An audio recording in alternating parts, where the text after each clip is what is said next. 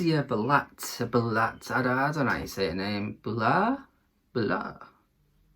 Maybe it's Bulat. But Basia Bulat is a Canadian singer-songwriter who I don't know much about. Don't know much about her. She's had a handful of albums already, but this is actually the first album that I'm laying my ears on. And to get as straight to the point as I possibly can, this is one of the most pleasant listening experiences I've had all year with an album. It is just a lovely, lovely, warm album that I couldn't imagine anyone being mad at this if they listened to it. It just has so much heart and warmth to it, and I'm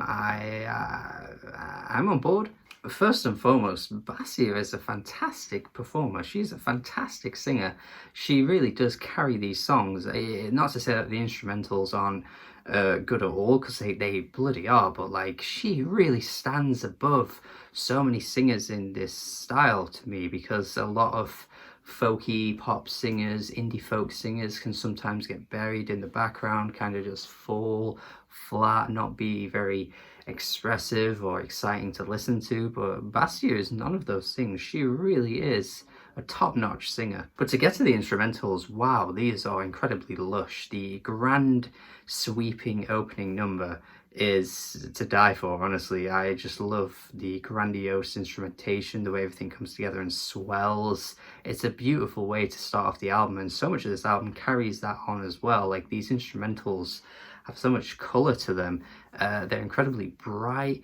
Yeah, I'm just like really soaked up by it all. You've got her bubbly performances as well, which stands out probably the most on the title track, which is one of my favorite songs of the year easily. It's a little peppy number, this one. It's so sprightly, the way the guitar licks come through, where they're like, and then on the chorus she's like, let down your girl when you let down your girl. She's just telling you, man, don't let down the lady. Light Years as well, providing one of the best examples of how beautiful the guitar tone sounds on this album at points. Like, some of the best dream pop you tend to lay your ears on just pulls this off so well, like immaculate guitar performances.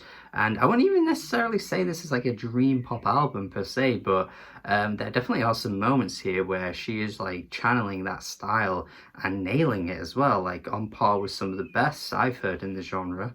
What a wonderful little track this one is as well, man, God. And the Hall of Mirrors is another example of it too, where the tune is just so strong. It kind of manages to bury the pretty cliche sort of lyrics that she's playing with here. This idea of being surrounded by a hall of mirrors and, you know, you don't know where to turn. It's not the worst thing you'll ever hear, but it's just a bit, I don't know, it doesn't really land where I think it's wanting to. Even still though, there aren't exactly many moments on the album where I'm like, ooh, these lyrics aren't too good. I think generally it's a pretty well written album in that sense, but I think just some of the moments where the music kind of sweeps you up are the most enjoyable moments, like on Electric Roses, where the atmosphere is just so strong on this one. It's just like teen dream era beach house, like it's that prime beach house sound that I think she's emulating here, and she completely kills it once again, just like with that dream pop I was saying as well. It's a very strong combination of her vocals and these instrumentals too. Sometimes again, these dream pop bands have a vocalist that's buried in reverb, kind of muffled to add to the atmosphere, but it can honestly bore my ears a little bit. I prefer to have the singer just reaching out to me, just like on Teen Dream by Beach House, and this is an example of that as well. Her voice is just so lovely. Absolutely steps it up on No Control as well. Oof, this one of the best vocal performances I've heard all year. Jesus Christ, the way the chorus comes in and she's like, no control, no control, no control. I was way out of time there, but no control, no control, no control. And then the gospel-ish backing vocals come in and they're like, no control, no control. Oh, it's so good. Jesus Christ, this is like fantastic, man. Oh, belter of a chorus, a belter. Bringing out like the best moments you'd get from a Florence and the Machine song, seriously.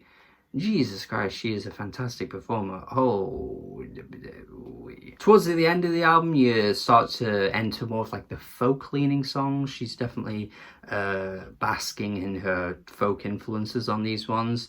I guess you could say they're pretty general for what they are. You know, she's not really bringing as much to the table on these tracks, but I still think they're really nice to listen to. Like I say, it's a pleasant listening experience that it wouldn't really bother me too much if these tracks might not stand out as much as some of the best ones, because they're still really nice on the ears. I think that's what I like most about this album, you know, because it's not providing me the most original thing I've ever heard.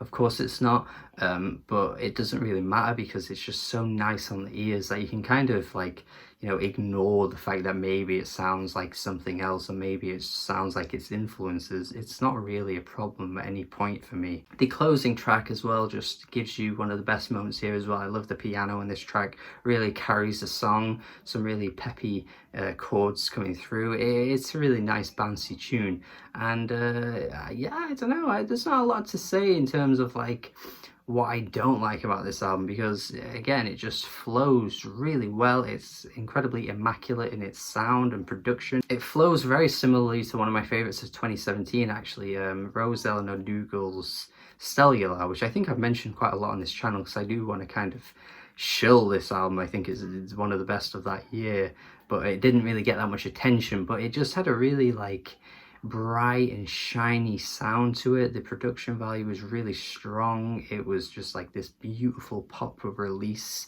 and the way it kind of like flowed was just so on point. And I feel like Basia Bulat is providing me with a very similar type of album here. So yeah, this is great for me. I'm gonna go 8 out of 10. Think it's a great release. Again, not providing the most original listening experience you'll ever hear, but I don't necessarily feel like you should be going into music with that mindset anyway. Sometimes music doesn't need to be like that for it to be great, and this is a great example of that. So thank you for watching my review. Hopefully you check this out based on my recommendation. Hopefully you like the album as well. Let me know if you've listened to it already. Thank you. Have a good day. Subscribe and goodbye.